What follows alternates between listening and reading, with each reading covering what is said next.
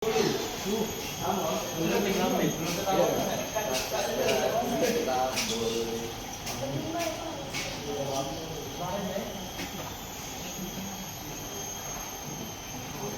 siang semuanya.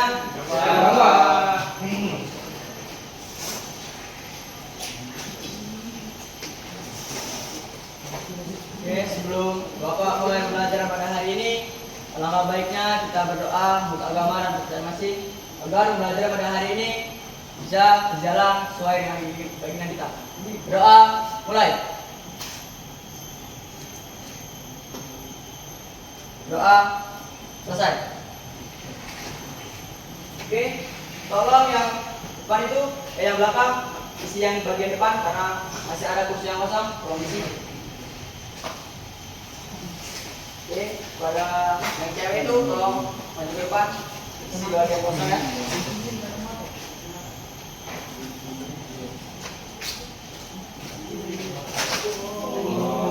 Awas ya.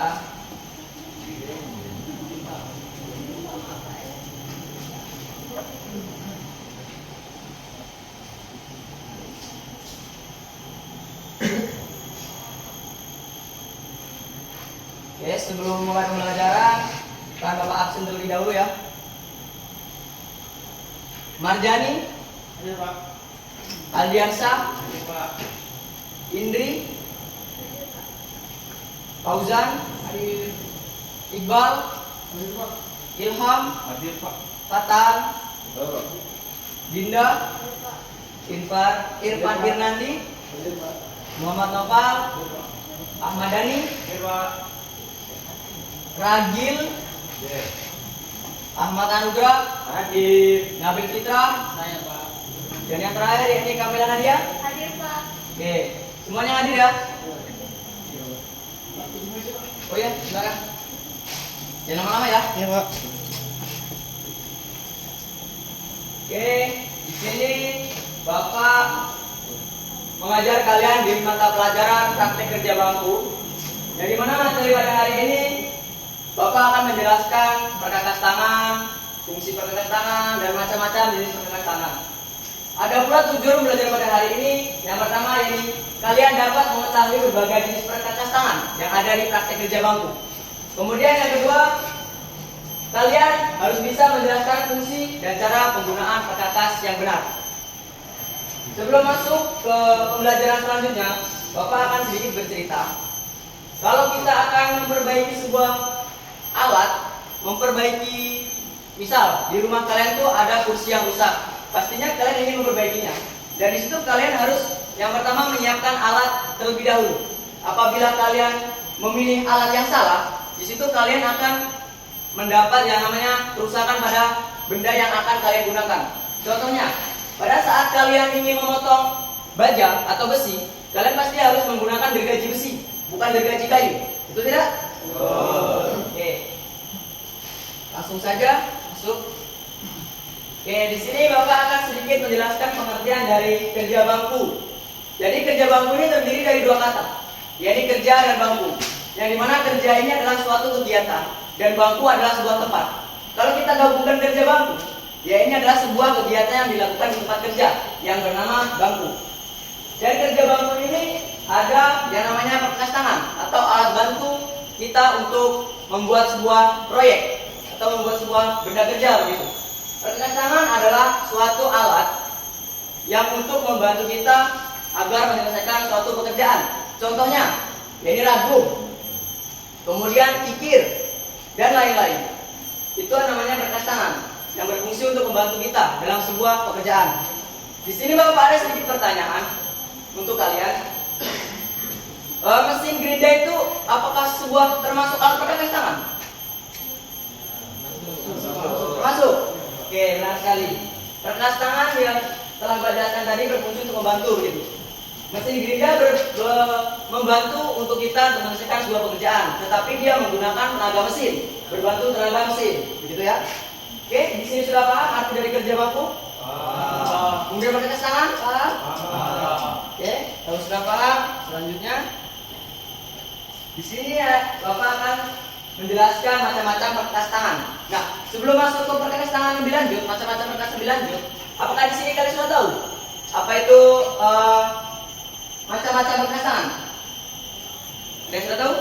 Oke, Ahmad Dhani? Oke, Pak. Pikir. Oke, betul. Ada yang lain? Ragu, Pak. Oke, ragu, benar. Yang lain? Gores. Oke. Beri tepuk tangan dulu untuk kalian yang sudah tahu. Oke, yang telah disebutkan oleh Nair Korinandi yakni ragu. Oke, di sini Bapak akan sedikit menjelaskan tentang ragu. Ragu berfungsi untuk menjepit benda kerja agar benda kerja tersebut tidak goyah pada saat kita melakukan sebuah pengeboran, kemudian pengikiran, gergaji, dan lain-lain. Itu fungsi dari ragu. Coba kepada anak Fatan, apa itu fungsi ragu? Untuk menjepit benda kerja, Pak. Oke, agar Tidak pada saat mengebor itu tidak terjadi kecelakaan kerja, Pak. Seperti pengeboran miring, Pak. Oke, bagus. Beri tepuk tangan dulu. Oke, selanjutnya ragu sudah Bapak jelaskan. Kemudian kikir. Oke, kikir ini terbuat dari baja. Mengapa dari baja? Karena dia akan bersentuhan langsung dengan benda kerja yang bersifat keras. Contohnya PKR, itu baja keras rendah. Kemudian berfungsi untuk mengurangi material dengan cara memarut. Kemudian di sini Bapak akan ingin memberikan pertanyaan kepada kalian. Apakah kalian sudah pernah menggunakan kikir? Pernah. Bagaimana posisi tubuh kalian pada saat mengikir? Kuda-kuda. Wah, sepertinya anak-anak sekalian sudah paham dengan cara penggunaannya. Terutama yang cowok kayaknya sudah paham tentang alat kikir ini. Dan yang untuk cewek, tolong diperhatikan ya. Oke. Selanjutnya ya ini ada penggores. Penggores berfungsi untuk menandai benda kerja agar benda kerja itu mudah untuk kita lihat mana bagian yang harus kita potong, kikir atau pahat. Nah, di sini muncullah pertanyaan, mengapa kita harus menggunakan penggores untuk menandai benda kerja dan mengapa tidak menggunakan pena? Ada yang sudah tahu? Belum? Oke, sini Bapak akan menjelaskan mengapa tidak menggunakan pena di praktik kerja bangku untuk menandai benda kerja. Karena untuk penggores ini dia akan membentuk sebuah cekungan kecil atau garisan kecil yang tidak akan hilang kalau digeser-geser dengan benda kerja lainnya. Karena di praktik kerja bangku ini kita akan bersentuhan langsung dengan benda-benda yang keras. Kalau kita menggunakan pena, kalau secara logika kalau tergeser-geser itu akan menghilangkan tandanya. Betul tidak? Oke. Oh iya, dan juga tadi untuk penggores ialah ada alat bantunya, yaitu penggaris untuk membuat tanda itu lebih lurus, rapi, presisi. Selanjutnya ada penitik. Penitik dapat digunakan untuk menitik bagian benda kerja yang akan kita bor. Berfungsi untuk menandai titik center pada lubang yang akan kita bor. Mengapa kita harus mengetahui titik center pada lubang? Karena pada saat mengebor itu harus ada titik tengahnya. Kalau tidak ada titik tengahnya, kemungkinan besar akan menyebabkan lubang itu miring, kemudian tergeser tidak sesuai keinginan kita. Oke, paham? Kepada anak Fauzan, mau ada pertanyaan? Belum ada. Oke. Jadi penitik ini ada juga alat bantu lainnya, yaitu palu. Karena palu itu berfungsi untuk memukul penitik agar mendapat cekungan dari penitik tersebut. Selanjutnya ya ini ada mistar baja. Dari macam-macam perkataan yang paling umum yang kita gunakan mungkin anak-anak sekalian ini tidak asing dengan kata mistar baja. Mistar baja adalah berfungsi untuk mengukur benda kerja yang berukuran pendek. Selain juga dipakai untuk alat bantu tadi, jadi penggores, ya. Kalau Bapak sebutkan tadi. Dan di sini juga mistar baja ada bermacam-macam ukuran. Ada yang 300, 500, 600 mm dan 1000 mm. Mengapa di praktik kerja bangku kita harus menggunakan mistar baja? Mengapa tidak harus menggunakan penggaris yang berbahan plastik? Ada yang tahu? Oke, pernah Irfan? Agar tidak mudah patah. Oke, benar sekali. Beri tepuk tangan untuk Pak Irfan. Oke, pertanyaan jawaban dari Irfan ini benar. Mengapa kita harus menggunakan mistar baja? Mengapa tidak menggunakan penggaris? Karena pada saat menggunakan penggaris itu bisa mengakibatkan patah kalau terkena benda kerja atau tidak sengaja terpukul begitu. Kalau kita menggunakan mistar baja ini, Kalau kita pukul itu tidak akan patah begitu. Dibandingkan dengan penggaris yang biasa, penggaris plastik. Oke, selanjutnya palu. Nah, palu ini adalah alat pengukur yang paling sering kita lihat, terutama pada bengkel, kemudian di bangunan, dan lain-lain. Dan juga untuk variasi palu ini bervariasi. Ada yang namanya palu kambing, palu konde, palu batu, palu tukang, dan yang lain-lain. Oke, di sini tolong anak-anak diperhatikan sebentar. Di sini Bapak telah menampilkan berbagai macam palu. Palu yang paling Anda sering lihat, palu yang mana? Palu konde? Oke. Palu karet? Palu kambing? Oke. Nah, apa? Oke, fiber. Pernah lihat palu fiber? Pernah. Oh, pernah. Bagus.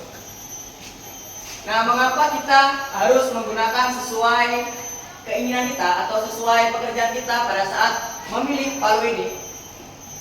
Karena pada saat kita contohnya tukang nih, kita analogikan sebagai tukang. Kalau kita memasang keramik, pastinya kita harus memilih palu karet. Karena kalau kita saat menggunakan palu kambing yang notabene berbenda keras, itu akan pecah keramiknya. Benar tidak? Kalau kita menggunakan karet, ya otomatis dia tidak akan pecah. Begitu. Dari sini sudah paham? Oke, selanjutnya ini sikat kikir. Sikat kikir berfungsi untuk membersihkan hasil dari butiran-butiran kita saat mengikir. Berfungsi untuk membersihkan beram-beram yang ada di benda kerja, kemudian yang kikir, ada yang diragu.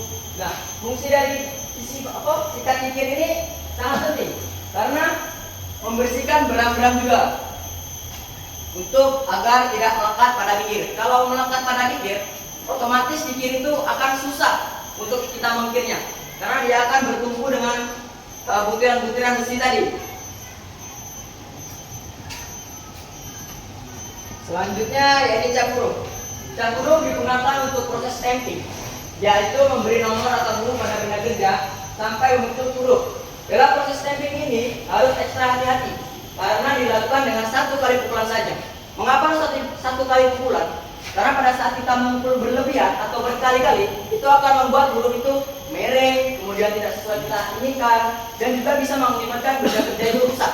Dan juga stampingnya itu lama-lama dia akan hilang dari hurufnya begitu. Oke, dan yang terakhir, ya ini ada gergaji besi.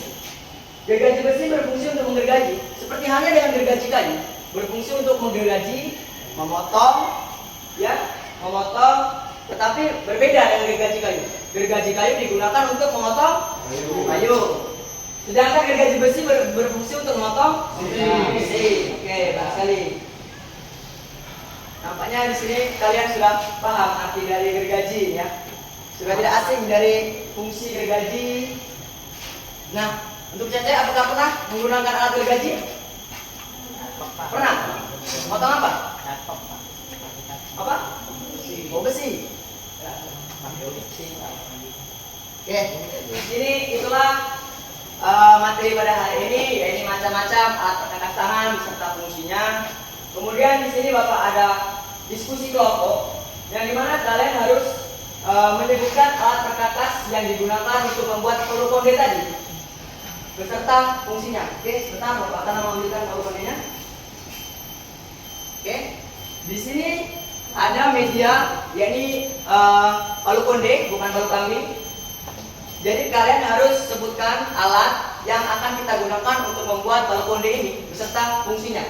Oke, untuk kelompok Nak Fauzan sampai ke Ahmad Dhani, yakni kelompok 1. Kemudian untuk Nak Indri sampai ke Nak Nabil, yakni kelompok 2. Saya persilakan untuk kalian diskusi untuk menyebutkan alat-alat yang akan kita gunakan untuk membuat palu konde ini. Saya persilakan. Saya beri waktu 2 menit ya. Oke. Nanti ya. Diskusi dulu nih. Kalau saja ada pendapat-pendapat yang lain begitu.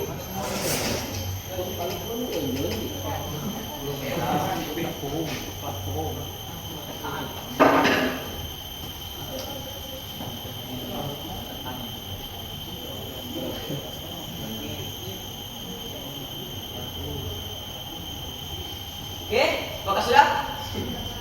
Untuk kelompok 1 perwakilan saja.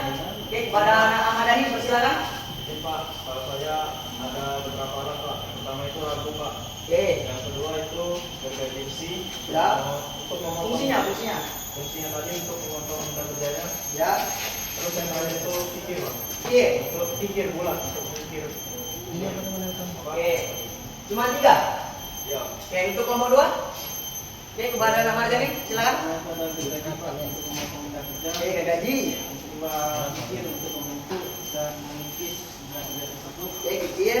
Ada mixer dan penggores untuk mengetahui ukurannya. Oke, Dan ada ragu untuk menjepit terus. ada teliti untuk mengukur benda kerja tersebut Oke, terus. dan mungkin bisa. Oke. Oke, dari sekian kelompok yang paling bagus menurut Bapak yang di kelompok 2 karena dia menyebutkan banyak alat-alat perkakas yang akan digunakan untuk membuat tahu konde ini. Jadi tepuk tangan untuk kalian semua yang telah menjawabnya. Oke, di sini Bapak akan lebih menjelaskan lagi. Sebutkan alat-alat perkakas tangan yang digunakan untuk membuat konde. Yang pertama ini gergaji.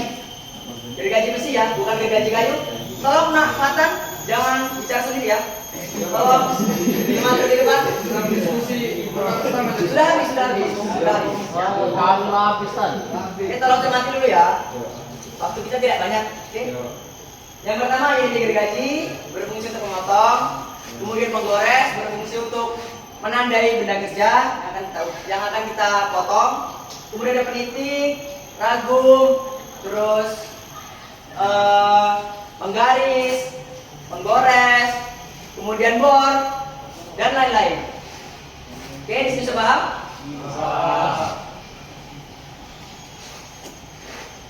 Nah, di sini ada juga tugas individu untuk kalian pada minggu depan. Jadi sangat mudah untuk tugasnya. Jadi carilah 10 alat perkakas tangan beserta fungsinya yang dikumpul minggu depan. Yang dimana harus dikumpulkan gambarnya juga, kalian gambarnya di print dan sertakan fungsinya. Begitu, paham? Ada yang tanya Pak? Oke? Itu kan 10 perkakas tangan. Ya. Apakah boleh sama dengan yang temannya atau beda-beda Pak? Kalau bisa berbeda-beda ya, jangan sama satu persis. Kalau sama berarti kalian tuh tidak mencarinya, hanya menconteknya. Oke? Oke Pak. Oke, sebelum memasuki tahap terakhir yaitu tahap kesimpulan dari materi Bapak, apakah ada pertanyaan dari kalian atau ada pertanyaan yang lewat dari benak kalian yang ingin kalian tanyakan kepada Bapak? Bapak persilakan. Pak. Cukup. Oke, nampaknya kalian sudah paham. Tolong kepada anak-anak sekalian perhatikan ini adalah tahap terakhir ya. Untuk Kak Irfan, tolong berikan kesimpulan pada hari ini apa yang Anda dapat gitu. Jadi kesimpulan dari kerja bakti ini kan kita tahu untuk proses dan alat-alat membuat suatu benda, contohnya seperti palu konde. Jadi kita tahu proses dan alat-alat, cara memikir, memahat, bergaji. Mungkin saja. Oke, terima kasih beri tepuk tangan untuk Kak Irfan. Oke, di sini Bapak akan lebih menjelaskan lebih lanjut. Kerja bangku tadi telah Bapak jelaskan ini terdiri 2 kata, yaitu kegiatan, kerja adalah kegiatan dan bangku adalah sebuah tempat. Kalau kita menggabungkan adalah suatu kegiatan yang dilakukan di tempat kerja, yaitu sebuah bangku.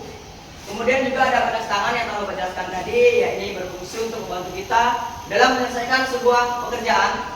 Yang dimana proses-proses di praktik kerja bangku ini yakni ada mengukur, mengikir, memahat, dan menggergaji begitu. Dan yang terpenting di dalam praktik kerja bangku ini kita tidak hanya berpatok pada hasil benda kerja, tetapi berpatok pada keterampilan kalian pada saat menggunakan alat perkakas tangan. Oke, itu saja kesimpulan dari Bapak. Kemudian untuk minggu depan kita akan membuat praktik palu konde ini. Dan catatan yang paling penting karena minggu lalu sepertinya sudah dijelaskan oleh Bapak Nabil tentang pemakaian safety dari praktek kerja bangku. Betul kan? Masih ingat? Oke, benar. Kalau masih ingat, tolong minggu depan jangan sampai kalian tidak memakai pakaian safety. Kalau ketahuan tidak memakai safety, akan Bapak suruh keluar dan tidak mengikuti mata pelajaran Bapak. kalian tadi sudah menyebutkan alat-alat yang akan membuat palu konde. Kemudian untuk minggu depan membuat palu kondenya langsung, praktek langsung. Untuk ketua kelas, siapa ketua kelas? Ayo Pak. Oke, Beranak Marjani. Tadi kan sudah dijelaskan sebutkan alat-alat perkas tangan untuk membuat palu konde. Tolong untuk minggu depan Bapak Nak Marjani ini tolong buatkan atau pinjam dari alat bengkel tadi, oke? Oke, mungkin itu saja yang bisa Bapak sampaikan pada hari ini.